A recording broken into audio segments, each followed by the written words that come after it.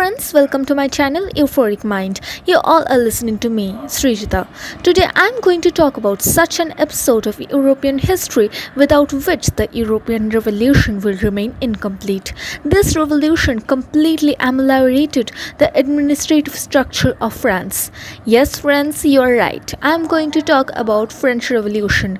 This revolution symbolizes that atrocious power comes to an end. It shows that uncontrolled power and non-cooperation leads to self-destruction, and it's also a beautiful representation of unity.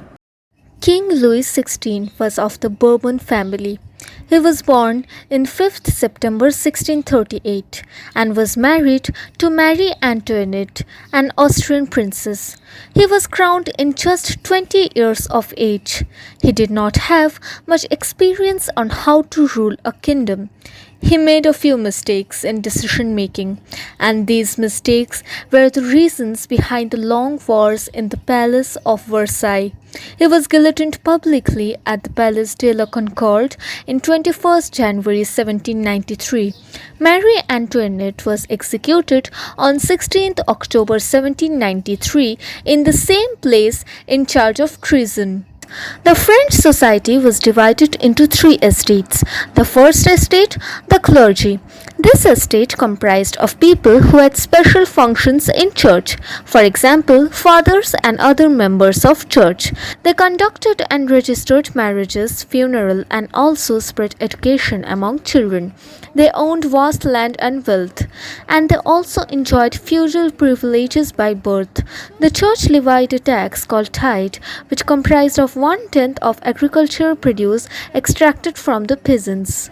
The second estate, the nobility. This estate comprised of rich people of the state. They also enjoyed feudal dues which they extracted from peasants. The third estate, which is the rest of the population. They made up 90% of the population.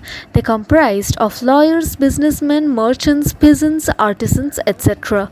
They had no privileges and had to pay two types of taxes: direct tax and indirect tax, which comprised of articles and everyday consumption. 60% of the land cultivated by them was used by the richer members of France. In 18th century, a new social group named as the middle class emerged. They had become rich by expanding overseas trade and manufactured goods like woolen and silk textiles. This group comprised of educated people such as merchants, lawyers, manufacturers, administrative officials, etc. They were against the system of feudal privileges and supported the idea that position of people must be merit-based. Philosophers of that era. The philosophers considered that the middle class were the actual reasons behind the rebellion. Their ideas were spread through printed media. John Locke was commonly known as the father of liberalism. His ideas influenced other thinkers such as Voltaire and Jean-Jacques Rousseau, and he also wrote the two treatises of government.